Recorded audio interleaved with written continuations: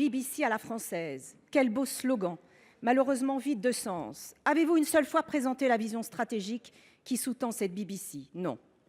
Avez-vous une seule fois justifié la pertinence de cette fusion au-delà de votre autre slogan, se réunir pour être plus fort? Non plus.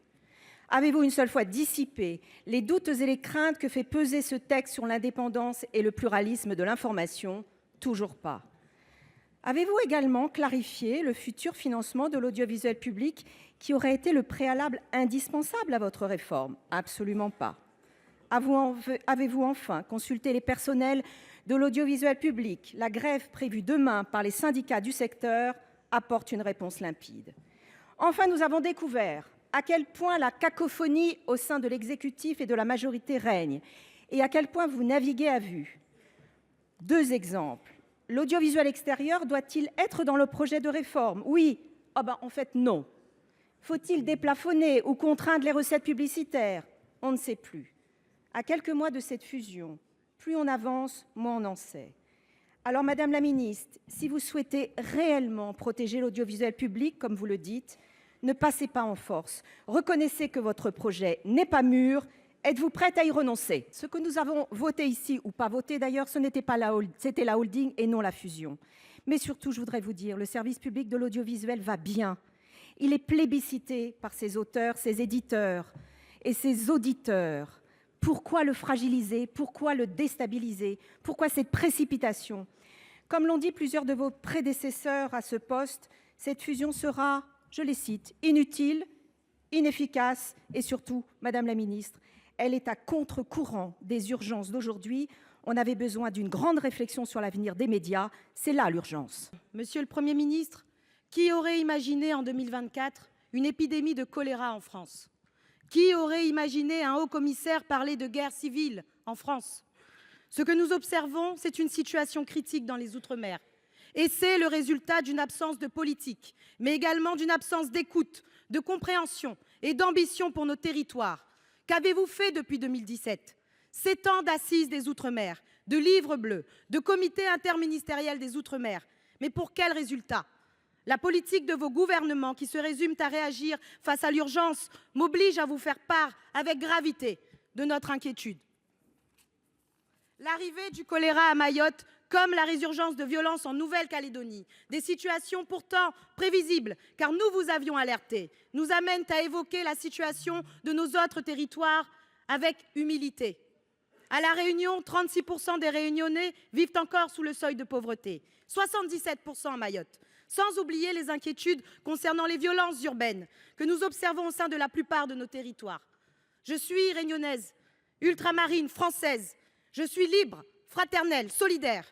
Et parce que nos territoires sont liés, je demande que tous les moyens de l'État soient déployés pour régler au plus vite l'épidémie de choléra à Mayotte, comme il les mettrait dans n'importe quel territoire de l'Hexagone. Ne nous donnez pas le sentiment que la vie d'un enfant de 3 ans à Mayotte, et plus largement dans les outre-mer, valent moins que celle d'un enfant dans l'Hexagone. Dans l'esprit de la loi unanimement votée par le Parlement français, nos concitoyens attendent toujours que soit réalisée l'égalité réelle. Allez-vous enfin croire en nous et construire avec nous? Allez-vous enfin consacrer des moyens à la hauteur des enjeux sur vos 3 derniers budgets d'ici 2027? Madame la ministre de l'Éducation nationale, depuis le mois de février, pas un jour ne passe sans qu'il n'y ait un rassemblement, une manifestation, une journée de grève, une opération collège désert pour protester contre le prétendu choc des savoirs. Partout en France, enseignants, personnels de direction, inspecteurs, parents d'élèves refusent la mise en œuvre de groupes de niveau en 6e et en 5e en français et en mathématiques à la rentrée. Ils n'en veulent pas car ils refusent le tri social que de fait vous leur imposez de faire parmi leurs élèves. Ils n'en veulent pas car ils n'en peuvent plus d'être maltraités avec ces annonces perlées alors que les dotations horaires globales ont déjà été notifiées aux établissements.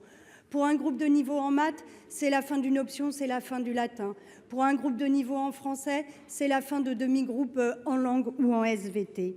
Ils n'en veulent pas car à l'heure où mathématiques et français peinent à recruter au concours, vous en êtes réduite à supplier les professeurs retraités de bien vouloir revenir assumer ces groupes de niveau.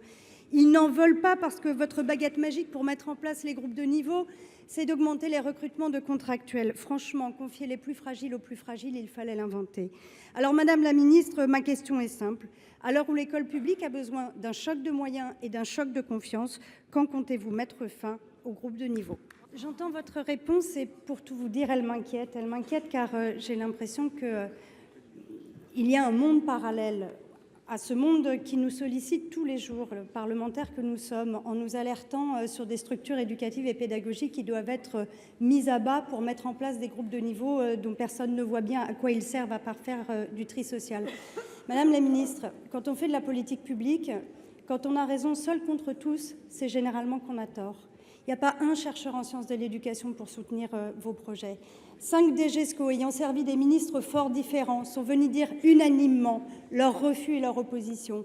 Parents et enseignants seront nombreux dans la rue samedi pour refuser le tri social des élèves. Nous serons nombreux à leur côté.